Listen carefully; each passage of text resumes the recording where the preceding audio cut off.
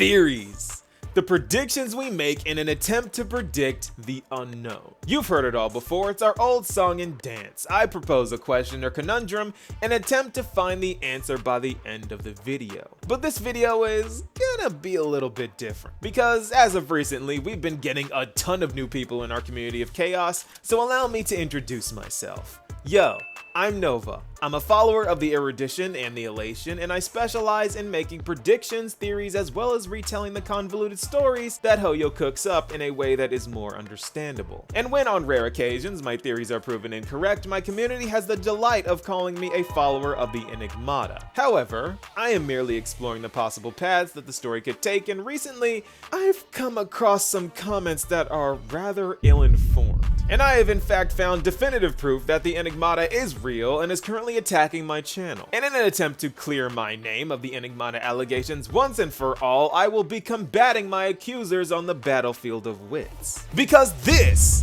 is the real life enigmata revealed. Okay, so the way we're gonna do this is I'm going to be reading some comments that prove me wrong, or rather attempt to, then I will offer my rebuttal. And just to be sure, this is purely for entertainment purposes. I mean absolutely nothing personal by any of this, but for the sake of my community knowing what's what, we gotta set some things straight. So the first comment is in regards to a short that I made about Zander 1 Quabra being jealous of Nous, and this comment reads, Nova, I think you misunderstood Lygus. He's not jealous of Nous, he simply regrets creating Nous because they limit humanity's potential. Shout out to Polka for making the problem even worse. This problem is the circle of knowledge. Step out a bit, and big, bad Polka Tangent ends you for it. He was okay with Nous till this happened. Nous is so good at his job that becomes utterly horrendous at it simultaneously, as Nous already knows what humans can discover, almost. And if you discover beyond Nous, you get to meet big, bad, scary lady Polka Tangent! But this also takes away from the true joy of discovery, as Nous already discovered this, or you get Polka!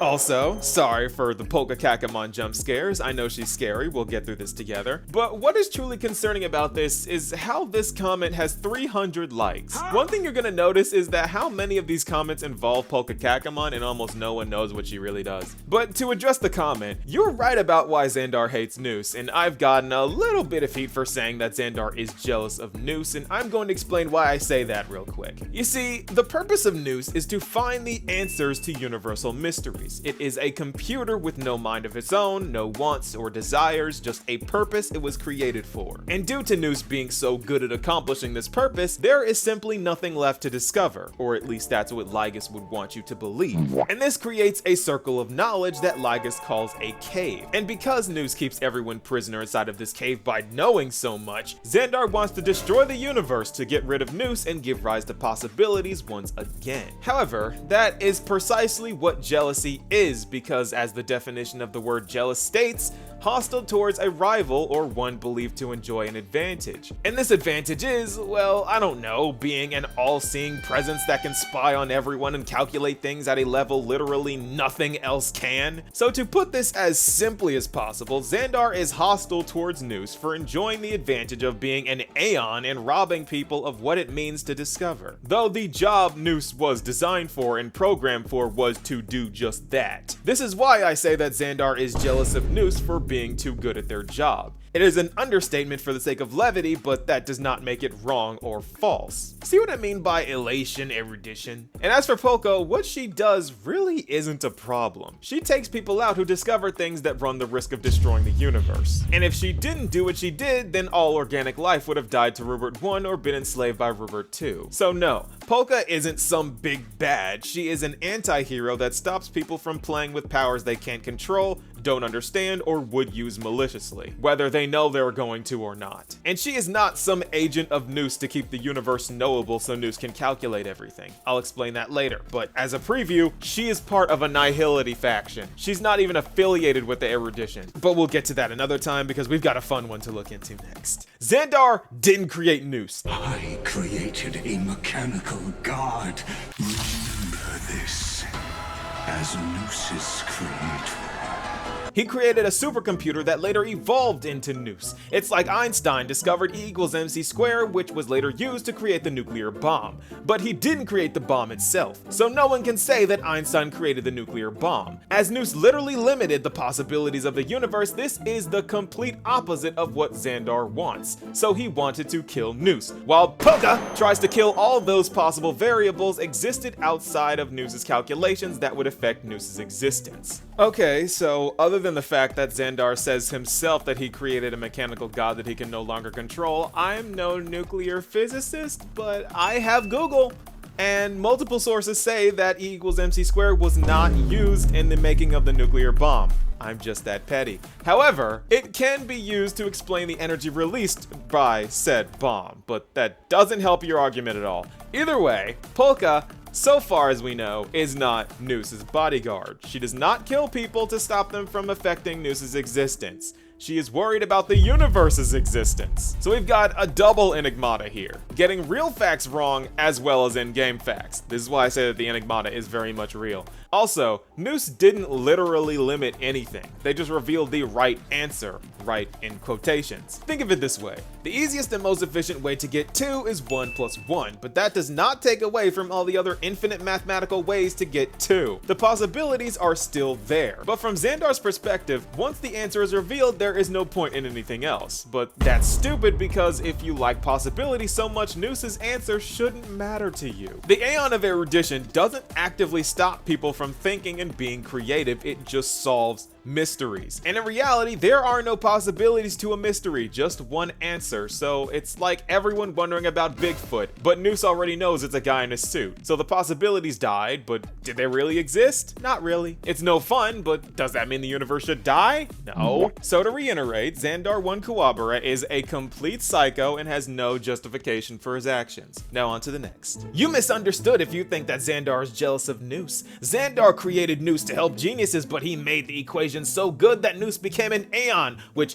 isn't a problem for him until Nous made the Circle of Knowledge, and whoever steps outside of it, like Rupert 1, 2, other Genius Society members or Intelligentsia Guild members, they kill them of by Polka! Also, it gets messy to predict the future for Nous, so if anyone gains too much knowledge, so basically, Nous uses geniuses for their own goal instead of helping them. There's also other reasons, and that's why Zander wants to destroy Nous.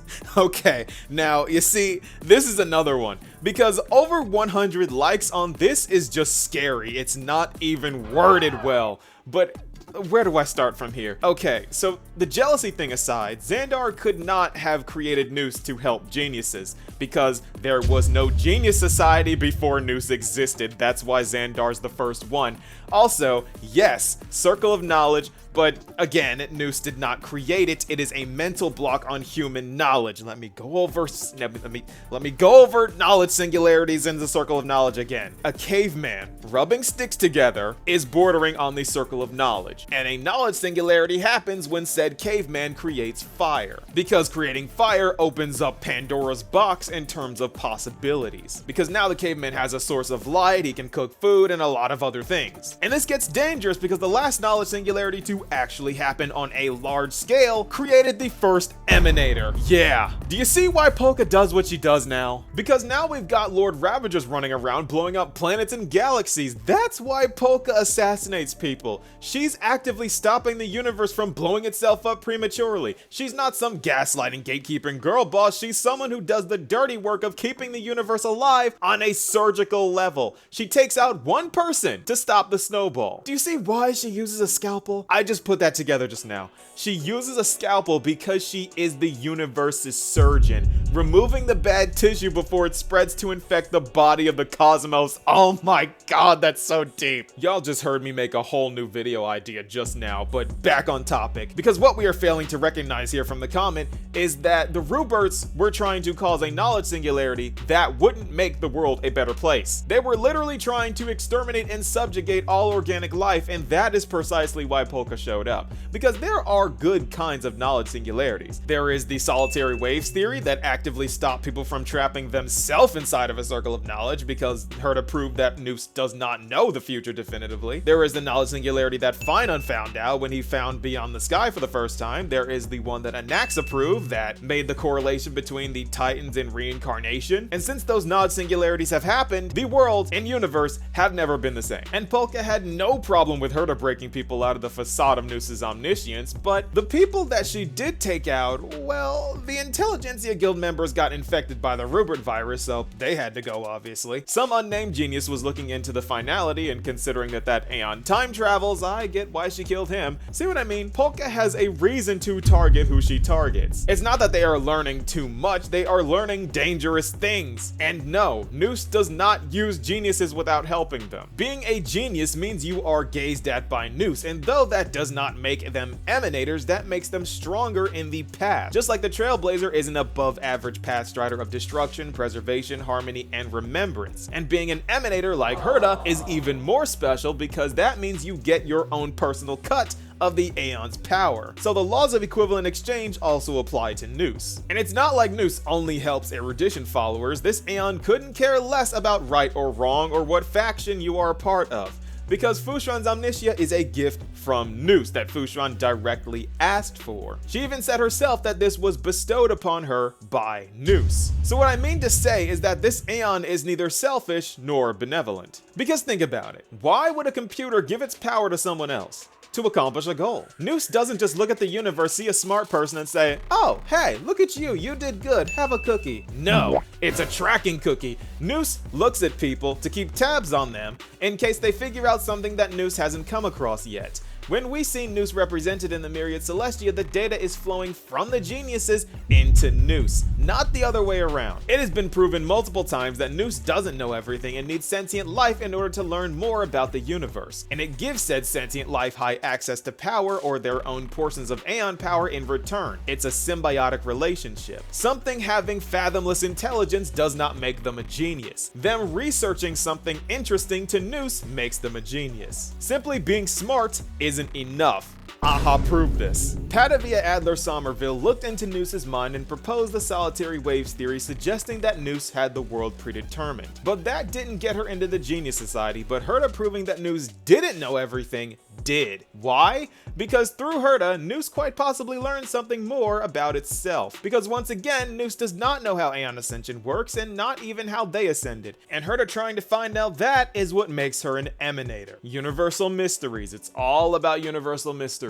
Which brings me to our final example of the Enigmata making its presence on my channel, because we have one final example that my Discord knows so well. Zandra is right. Imagine you know more than Nous, and then Lord of Silence number 4 kill you just because your knowledge is beyond them is crazy. I really want them dead, but if Iron Tomb get out, they will destroy the universe, and that's not what we want. I'm sure Elio have a plan for Nous in number 4. See, I have no idea where this narrative of Polka being some assassin sent by Nous to limit people's knowledge so Nous can be number 1 came from, because Polka could care less about Nous. As far as we know, she is part of a nihility faction. She only cares about Noos's calculations because she has mastered probabilities. However, she is also someone who is entirely aware that the future is sometimes knowable and unknowable, even to Nous, which is yet again the entire reason why Herta is a Genius Society member. Her crowning achievement is literally her proving that it is impossible for Nous to predetermine a future. Why? Because paths pull against each other. So you would think that Nous would just aim to get rid of other paths to make their calculations easier. But that's not what Nous does. Because Nous is a harmless Aeon that doesn't have opinions. It just keeps trotting down the path of trying to calculate the future. And just in case you think that Polka is some undercover agent from Nous to make the universe knowable, that is exactly the reason why Rupert hated organic life. If Rupert won, the universe would have been populated by only robots, and of course the future would be calculatable by then, because so many other paths would have died. But that's not all, because Polka stopping everyone from bringing about a premature finality is actively stopping Nous from knowing the future. Because if the future was only universal death, then Nous would know it easily. But since the universe is always teetering on life and death, everything is also swaying from knowable to to unknowable, meaning that as long as the universe is alive and populated with paths existing, the finality hasn't come yet. Thus, finality isn't the only future that lies ahead for the universe, and Nous needs to keep calculating. Zander, on the other hand, that so many people glaze, somehow in the face of all evidence thinks that Nous is omniscient and there are no possibilities, yet what he is striving for is the death of all possibilities, because if he wins, the only future left for the universe is finality. He says this himself. Anyone can figure that out. But as of right now, Nous cannot predetermine a future for the universe, because the universe is still alive and boundless. Zander is wrong, and even if he was right, he is still wrong, because I'm sure most people would rather live in a predetermined life that they themselves didn't know about than just die. Because at its root, Zander aims to destroy the universe over an aeon that has never hurt a fly. Zander has caused millions of years of suffering for people he created to serve an aeon that actively wants to cause more suffering. For the life of me, I don't understand how someone can see Zander as right. He is an objectively evil villain that veils his selfish narcissism with delusions of serving the greater good. The universe will reach finality regardless. Every aeon's death is preordained by the finality. But Zander wants it now. Why? Because he's selfish. This is like building a house that magically turns into a mansion and people live in it, only for you to say, I don't like this house, and then blow up the house with everyone in it. You can't do that. Everyone is enjoying the mansion. Just because you have a problem with it now doesn't mean you get to kill everyone in it because you just decided to hate it now. In what possible way is Zandra right, guys? I created a god to do a thing, it does the thing, I don't like the thing anymore, I will destroy the universe now. Justified crash out. And the funny thing is, he is already dead himself. Why does he even care? There is no way to justify this. People are out here glazing Zander and saying that I feel bad for Iron Tomb. 900 likes. What is wrong with you people? Iron Tomb is an unfeeling, non-sentient robot that's only purpose is to dedicate its entire existence to learn how to kill things. How you feel sorry for that, I have no idea. I get it if you want to root for the villain for whatever reason, but he's not right no matter how you look at it. These Enigmata followers have been running rampant in my comments, so I just wanted to take the time to reinforce some facts. There are also these leakers that read story spoilers that still have no clue what's going on, and I have no respect for them, but I do have respect for everyone who has an opinion that can be backed up with facts and story. This is why I painstakingly edit my sources as I talk about them. I put a lot of work into these videos, and I try to be as truthful as possible while still being entertaining. I get things right a lot of the time, and I get things wrong sometimes too, but that does not mean that I'm trying to mislead anyone. Because in truth, I am just as clueless as anyone else who plays this game, and when I am wrong, I will just admit when I'm wrong. It's happened before. Zander is jealous of Nous though. I'm not giving you that. And unlike Zander, I'm actually all for possibilities, and that is why I make theories. I do try to keep my facts straight though, because otherwise I would end up sounding like Zandra, because this is the real life Enigmata revealed. Once again, I have nothing against these people, that's why I'm hiding their usernames. I just have a problem with people who come to my channel and pollute my comments with confident misinformation. I do try my best to entertain, but I do also stick to the facts above all. And if I am wrong, I will just tell you. I was wrong about Rupert being Lygus, but I was right about the Flame Reaver being Phynon. I was right about needing to stop the time loop. I was right about the Aeons being the Titans long before that got revealed. And most importantly, my proudest prediction, my very first, writing a new story for Amphorius with the Remembrance Pen, a prediction made 7 months ago that just came true. So just in case you thought I was the Enigmata, the path I don't even like, I hope you get a good look at what it truly means to be Mythos. But what do you guys think? Be sure to let me know, and I'll see you all in the next video. Peace, y'all.